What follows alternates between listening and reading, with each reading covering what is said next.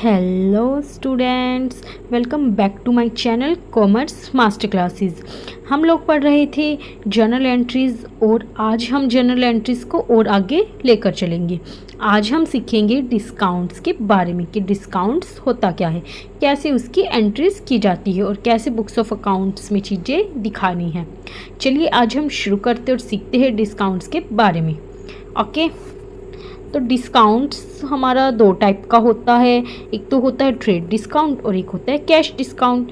सबसे पहले हम मीनिंग समझ लेते हैं कि डिस्काउंट होता क्या है।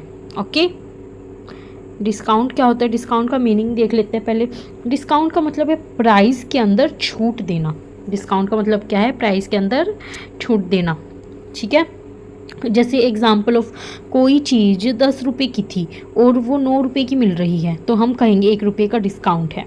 ठीक है, डिस्काउंट दो टाइप का होता है, एक होता है ट्रेड डिस्काउंट और एक होता है कैश डिस्काउंट। ओके, जो पहले ये देख लेते हैं, डिस्काउंट जो है वो किस पे मिलता है, परचेज़ पे मिलता है। जब हम माल खरीदते हैं तो डिस्काउंट क्या, डिस्काउंट दो टाइप का होता है, डिस्काउंट रिसीव होता है, डिस्काउंट अलाउ होता है। ठीक है, अगर हम परचेज़ करते हैं तो हमें डिस्काउंट रिसीव होता है, अगर हम माल बेचते हैं, सेल करते हैं तो डिस्काउंट अलाउ होता है। ओके, फिर हम टाइप्स को डिस्कस कर लेते हैं। डिस्काउंट के टाइप्स कौन कौन से, एक तो होता है ट्रेड डिस्काउंट और एक होता है cash discount. Okay, trade discount क्या होता है, every customer on list price. कोई भी बिजनेसमैन जब अपना सेल बढ़ाना चाहता है, वो अपना रिवेन्यू बढ़ाना चाहता है, तो वो चाहता है कि ज़्यादा से ज़्यादा माल बिके, तो वो थोड़ा सा माल ना सस्ता कर देता है ताकि ज़्यादा से ज़्यादा लोग उसे खरीदें। इसे कहते हैं ट्रेड डिस्काउंट। तो ट्रेड डिस्काउंट जैसे ये हर कस्टमर को दिया जाता है on the list price, every customer on list price. ये एमआरपी पे, लिस्ट प्राइस पे हर कस्टमर को दिया जाता है। ठीक है, एमआरपी पर दिया जाता है। It is not shown in books separately, only the amount is deducted from MRP.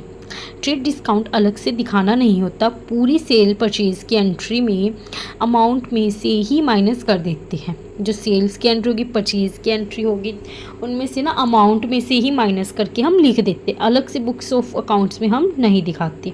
Okay, फिर हम देखते हैं कैश डिस्काउंट क्या होता है।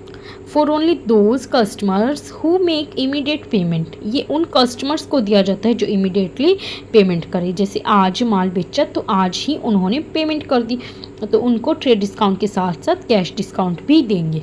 ठीक है, अगर कोई कस्टमर है वो साथ के साथ ही पेमेंट कर जाता है तो उसको हम कैश डिस्काउंट भी देंगे। उसको ट्रेड डिस्काउंट तो मिलेगा ही मिलेगा और साथ में कैश डिस्काउंट भी मिलेगा। एग्जाम्पल ऑफ जैसे कोई भी चीज़ है 20 रुपये की है, मैंने कहा मैं ये ना 18 रुपये में दे दूँगा, तो कई लोग उधार भी लेने आएंगे। 18 रुपये में मैं ट्रेड डिस्काउंट दे रहा हूँ 18 रुपये में। ठीक है, तो कई लोग उसे उधार में भी लेने आएंगे। ठीक है, तो मैं कहूँगी कि जो अभी पेमेंट करेगा मैं उसे 16 रुपये में दे दूँगी। ठीक है, तो ये हुआ कैश डिस्काउंट। ओके, इसको बुक्स में अलग से दिखाते हैं। It is shown separately in books. Cash discount को बुक्स में अलग से शो किया जाता है।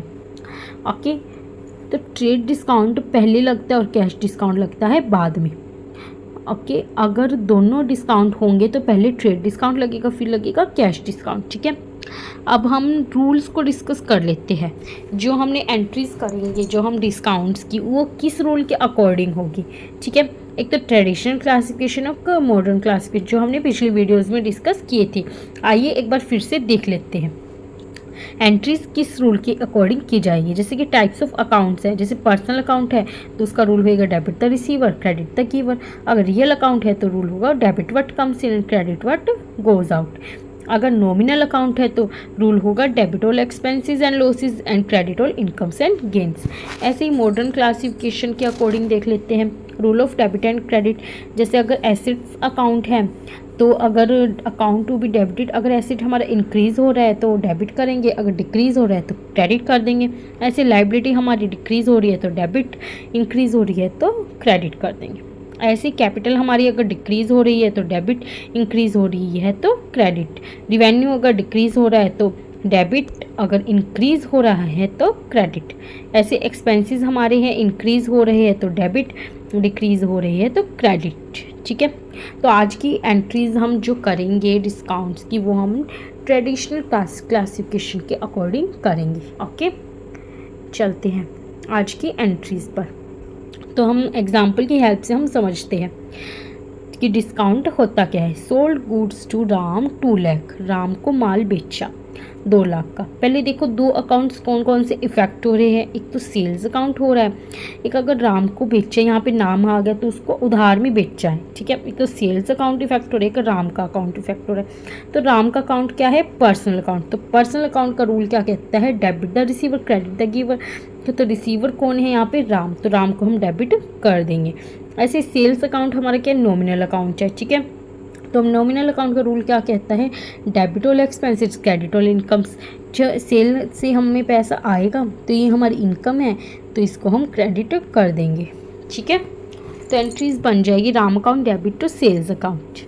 ओके, ऐसे नेक्स्ट देखते हैं, sold goods to Ram 2 lakh at the 10% trade discount. Trade discount पे हमने राम को 2 लाख का माल बेचा, उसको 10% का हमने ट्रेड डिस्काउंट दे दिया। तो ट्रेड डिस्काउंट अलग से डिस्काउंट नहीं दिखाया जाता, जिसका जितना भी डिस्काउंट है उतना MRP में से डिडक्ट कर देते हैं, ठीक है। जैसे 2 लाख का 10% करेंगे तो 20,000, उस 20,000 को हम 2 लाख में से डिडक्ट कर देंगे, तो 1,80,000 हमारा आ गया। तो हमने 1,80,000 में उसको माल बेचा, तो ये हो गया ट्रेड डिस्काउंट। इसको अलग से नहीं दिखाते, बस MRP में से ही डिडक्ट कर देंगे। ओके, ऐसी नेक्स्ट एंट्री है, sold goods to Ram 2 lakh at the rate 10% trade discount and 10% cash discount, ठीक है। राम को माल बेचा तो उसको ट्रेड डिस्काउंट भी दिया और कैश डिस्काउंट भी दिया, ठीक है। तो हम पहले क्या देखते, अलग से कैश डिस्काउंट आ गया तो मीन्स पैसा मिल गया है, ठीक है। अगर पैसा इमीडिएटली मिल गया है तो कैश डिस्काउंट आएगा। कैश डिस्काउंट का अलग से बुक्स में दिखाया जाता है, ठीक है। तो पहले देख लेते हैं 2 लाख का 10% कितना हो गया, उसको ट्रेड डिस्काउंट दे दिया 10%, तो 1,80,000 आ गया हमारा, ठीक है। तो 1,80,000 की सेल थी, उसमें से 10% हमने कैश डिस्काउंट दे दिया। 1,80,000 का 10% 18,000, तो 18,000 हमने उसको डिस्काउंट अलाउ कर दिया। तो कैश हमारे पास कितना, 1,62,000, ठीक है। तो एंट्रीज हो जाए cash account debit, discount allow debit to sales account, ठीक है। डिस्काउंट को हम डेबिट कर देंगे, तो क्योंकि ये हमारा खर्चा है तो इसको हम डेबिट कर देंगे। ओके, ऐसे ही नेक्स्ट एंट्री है जो नेक्स्ट देखते हैं अब हम। सेकंड एग्जांपल है, sold to Shyam 5,000, sold goods to Shyam 5,000, ठीक है। तो माल बेचा शाम को, सॉरी यहाँ पे गुड्स लिखना रह गया, सो आप लिख लीजिएगा। सोल्ड गुड्स टू शाम 5,000 का माल बेचा शाम को, तो एंट्री हो जाएगी। तो पहले देख लीजिए दो अकाउंट कौन कौन से इफेक्ट हो रहे हैं, शाम का अकाउंट हो गया और एक सेल्स अकाउंट हो गया, ठीक है। शाम का अकाउंट कौन सा है, पर्सनल अकाउंट। तो पर्सनल अकाउंट का रूल क्या कहता है, डेबिट द रिसीवर। तो रिसीवर कौन है, शाम, शाम को हम डेबिट कर देंगे। ऐसे सेल्स अकाउंट का रूल क्या कहता है, credit all incomes, debit all expenses and credit all incomes. तो इनकम को हम क्रेडिट कर देंगे, एंट्री हो जाएगी Shyam account debit to sales account. फिर नेक्स्ट है, sold to Shyam 5,000 at the rate 10% trade discount. Trade discount पर दिया तो एंट्री एज इट इज़ ऊपर वाली आ जाएगी, Shyam account debit to sales account. और जो 5,000 का 10% हम कर देंगे, 5,000 का 10% हो गया 500, तो 500 को हम माइनस कर देंगे 5,000 में से, तो एंट्री में आ जाएगा अमाउंट 4,500, ठीक है। 4,500 का माल शाम को बेचा। ऐसे ही sold goods to Shyam 5,000 at the rate 10% cash discount. तो कैश डिस्काउंट दिया उसको, 5,000 का तो माल था, उसका 10% हो गया 500, तो 500 उसको दे दिया हमने डिस्काउंट। तो उसके पास कैश कितना है, 4,500, ठीक है। तो एंट्री हो जाएगी cash account debit, discount allowed debit to sales account, ठीक है। 500 का उसे डिस्काउंट मिलेगा। Sold to Shyam 5,000 at the rate 10% of trade discount and 10% of cash discount. अब उसको कैश डिस्काउंट भी दिया और ट्रेड डिस्काउंट दोनों ही दिए हैं, ठीक है।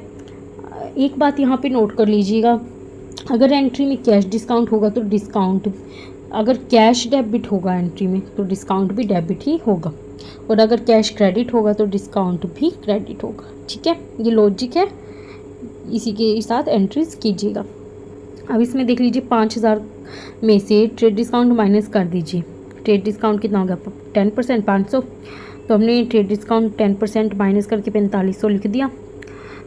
तो अब 4500 में से उसने 10% कैश डिस्काउंट दिया, तो 4500 का 10% हो गया 450, तो 450 उसने कैश डिस्काउंट दे दिया।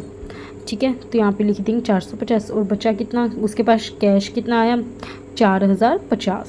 ठीक है, तो एंट्री हो जाएगी cash account debit, discount allowed debit to sales account. Okay, these 4 sorry, चलो चलते हैं नेक्स्ट पे। अब डिस्काउंट का टॉपिक हमारा थोड़ा बेस आज का डिस्काउंट के टॉपिक का हमारा हो गया है। ठीक है, अभी मैंने बेस ही समझाया है डिस्काउंट का। तो ये आपका these 4 transactions are your homework, ये आपको मुझे कमेंट सेक्शन में बतानी है। मैं कमेंट सेक्शन में बताऊंगी कि सही है या गलत। ठीक है, और नेक्स्ट वीडियो में मैं इन्हीं 4 ट्रांजेक्शन के साथ शुरू करूँगी। और एक बात ध्यान रखिए, यहाँ पर माल ख़रीदा है तो डिस्काउंट रिसीव होगा। पहले वाली एंट्रीज में हमने माल सेल किया था तो डिस्काउंट दे रहे थे, बट अब डिस्काउंट रिसीव होगा। तो ध्यान से सभी क्वेश्चन कीजिएगा, जिससे डिस्काउंट का टॉपिक आपको और भी क्लियर हो जाएगा। नेक्स्ट वीडियो में मैं और डिस्काउंट के एग्जांपल्स करवाऊंगी। सो मिलते हैं नेक्स्ट लेक्चर में, और मुझे कमेंट करके ज़रूर बताना कि क्या क्या एंट्रीज आ रही हैं। Okay, thanks for watching my videos, और जल्दी मिलते हैं नेक्स्ट वीडियोज़ के साथ। Okay guys.